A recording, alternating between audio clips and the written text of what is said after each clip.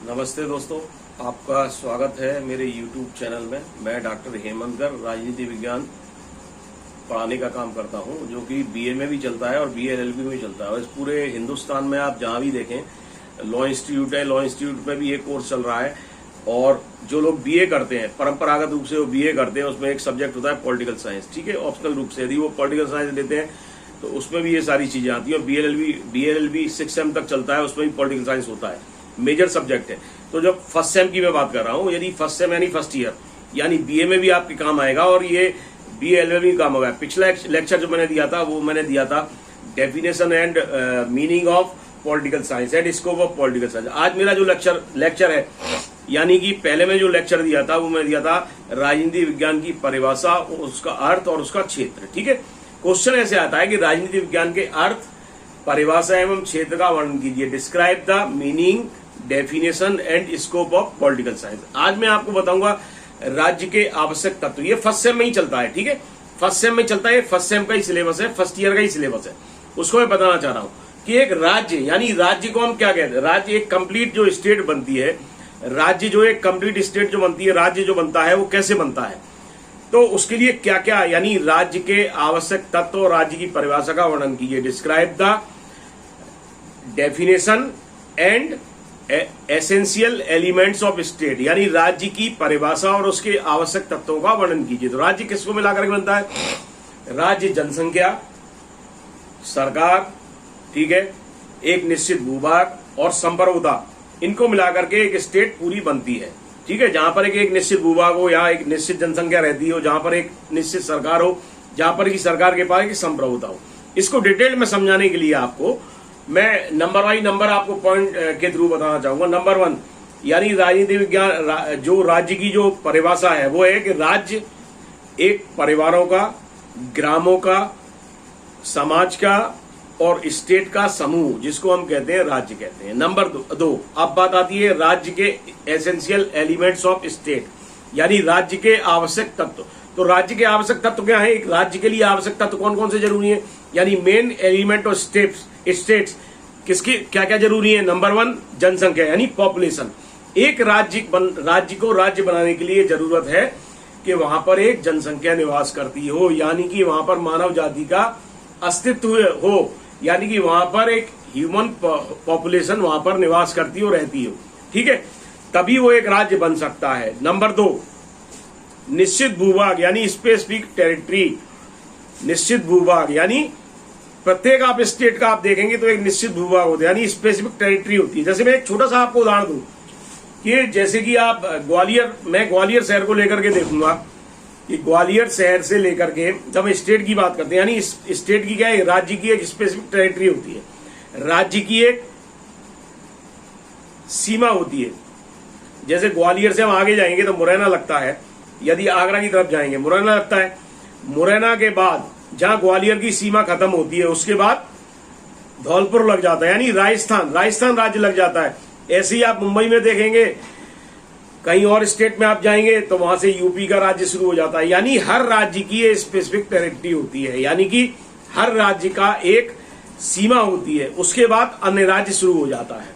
ठीक है, तो यानी स्पेसिफिक टेरिटरी यानी एक निश्चित भूभाग, हर राज्य का एक निश्चित भूभाग होता है कि इस राज्य की सीमा, इस राज्य का क्षेत्रफल इतना है, उसके बाद अन्य राज्य की शुरुआत हो जाती है। ठीक है, नंबर 3, सरकार।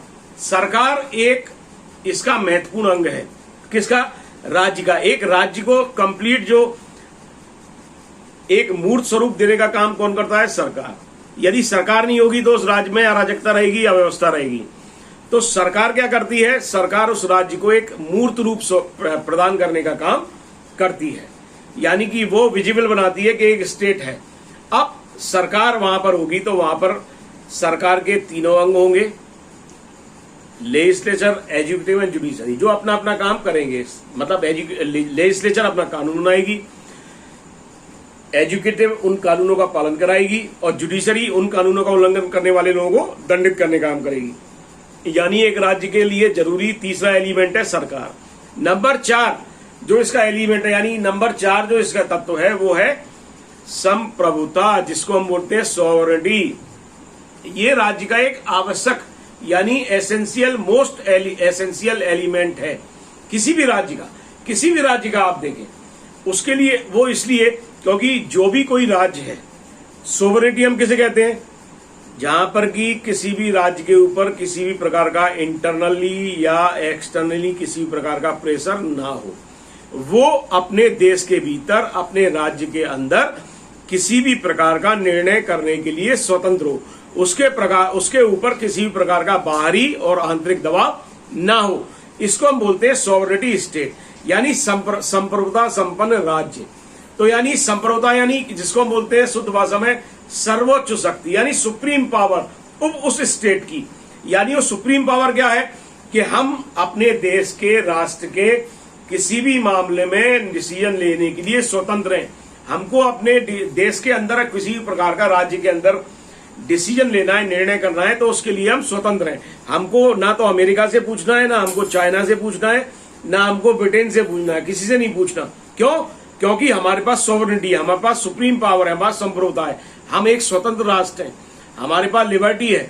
इसलिए हमको इन सब चीजों की आवश्यकता नहीं, यानी कि हर प्रत्येक राज्य के पास सोवरेनिटी उसका एक, यानी सॉवरेनिटी एक महत्वपूर्ण उसका तत्व है, यानी एक महत्वपूर्ण एलिमेंट है, यानी एक एसेंशियल एलिमेंट है, जिसके कारण वो राज्य एक सुप्रीम पावर यानी सर्वोच्च शक्ति बनता है, जो कि अपने राज्य क्षेत्र के भीतर किसी भी प्रकार के निर्णय लेने के लिए स्वतंत्र होता है। उसके ऊपर किसी भी प्रकार का आंतरिक या बाहरी दबाव यानी इंटरनल या एक्सटर्नल प्रेशर नहीं होता। वो अपने राज्य क्षेत्र के भीतर के लिए सभी प्रकार के निर्णय लेने के लिए पूर्ण रूप से स्वतंत्र होता है। तो ये मैंने आज आपको बताया राज्य के तत्व, यानी मेन एलिमेंट ऑफ स्टेट। देखिए बेटा, मैं एक चीज आपसे और चर्चा करना चाह रहा था। ये जो 12th के बाद हम BA LLB करें या BA करें, ये 5 साल हमारे लिए बहुत महत्वपूर्ण होते हैं, 3 साल बहुत महत्वपूर्ण होते हैं।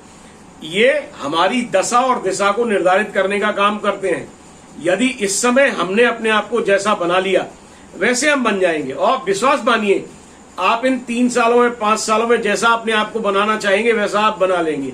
आप विश्वास कीजिए, मैं अपने अनुभव के साथ आपको ये बात शेयर कर रहा हूं, बता रहा हूं कि इन 3 और 5 सालों को अपना बहुत ज्यादा समय दें, बहुत ज्यादा गंभीरता से विचार करें, बहुत अच्छे से आप पढ़ाई करें, बहुत अच्छे से आप सारी मेहनत करें, क्योंकि ये 3 साल और 5 साल ये आगे जाकर के आपके कैरियर को इस्टेब्लिशमेंट करने का काम करेंगे, यानी आप पूर्ण रूप से स्थापित होकर के काम कर सकेंगे। उसके बाद जब आपकी अच्छी नौकरी लग जाएगी, कहीं आप सिलेक्ट हो जाएंगे, वो हो जाएंगे, तो उसके बाद तो आप कुछ भी एंजॉयमेंट कर सकते हैं। लेकिन ये 3 और 5 साल इनको बहुत गंभीरता से लेने की बात है, इनको बहुत गंभीरता से लें, बहुत अच्छे से पढ़ाई लिखाई करें, है ना, सारी चीजें बहुत अच्छे से पढ़ें। और कोई भी यदि मेरे चैनल आपको पसंद आया तो please like subscribe and share करना ना भूलें। आपका मैं बहुत आभारी रहूंगा। और कोई भी आपके क्वेश्चंस हो तो मेरे कमेंट्स बॉक्स में आप डाल सकते हैं, किसी भी प्रकार के क्वेश्चंस आपके कैरियर को लेकर के, पॉलिटिकल साइंस सब्जेक्ट को लेकर के, किसी भी प्रकार के आपके यदि कोई क्वेश्चंस होते हैं या प्रश्न होते हैं तो आप मुझे कमेंट बॉक्स में डाल सकते हैं। मैं उनका यथासंभव जवाब देने की कृपा करूंगा, यथासंभव जवाब देने का पूर्ण रूप से प्रयास करूंगा। और मेरा तो आपसे यही कहना है कि बहुत अच्छे से पढ़ाई करिए, बहुत अच्छे से। ये 12th के बाद का जो हमारा 5 समय का समय, जैसे हम BA LLB करते हैं 5 साल की होती है, ठीक है। 12th के बाद BA LLB फर्स्ट सेम, या हम 12th के बाद BA करते हैं, BA फर्स्ट सेम, तो या BA first year.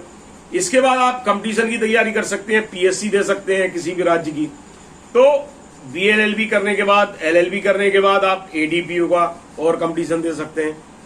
Political science इतना महत्वपूर्ण सब्जेक्ट है कि इसमें आपकी 60% जीके आपकी कवर हो जाती है, ठीक है, कंपटीशन की दृष्टि से। तो यदि आप पॉलिटिकल साइंस पढ़ रहे हैं, मैं पढ़ा रहा हूं आपको, तो थोड़ा प्लीज आप ध्यान देके पढ़ें। यदि आपके जो क्वेश्चन होंगे उनका समाधान करने के लिए मैं बैठा हूं, ठीक है, मुझे कोई आपत्ति नहीं है। मैं चाहता हूं कि मेरे पढ़े हुए बच्चे बहुत अच्छा अचीव करें, बहुत वो करें, मुझे बड़ी खुशी होगी, मुझे बहुत अच्छा लगेगा, है ना। इन्हीं सब आशाओं के साथ मैं आपसे यही निवेदन करना चाहता हूं कि प्लीज प्लीज प्लीज ये जो 12वीं क्लास से लेकर के इसके आगे का जो आपका 3 साल का ग्रेजुएशन का समय है या 5 साल का BA LLB का समय है, इसको आप पूर्ण मेहनत के साथ इसका सदुपयोग करें, क्योंकि यदि आपने इस समय का सदुपयोग कर लिया तो आगे जीवन में आपके लिए फूल ही फूल खिले रहेंगे। आप पूरे जीवन भर सक्सेस रहेंगे, किसी चीज की आपके पास कमी नहीं रहेगी। केवल इस समय ये 3 साल 5 साल आपको ध्यान देने की आवश्यकता है, क्योंकि ये 3 साल 5 साल आपकी दशा और दिशा को निर्धारित करने का काम करेंगे। तो प्लीज मेरी इन बातों को फॉलो करें, मेरे चैनल को please like, subscribe and share करना ना भूलें। अगले ब्लॉग में मेरी आपसे पुनः मुलाकात होगी किसी नए टॉपिक पर राजनीति विज्ञान के। तो मैं डॉक्टर हेमंत गर्ग आपसे विदा लेता हूं। आपने मुझे इतनी देर सुना, उसके लिए आपका बहुत बहुत धन्यवाद, आपका बहुत बहुत आभार। नमस्ते।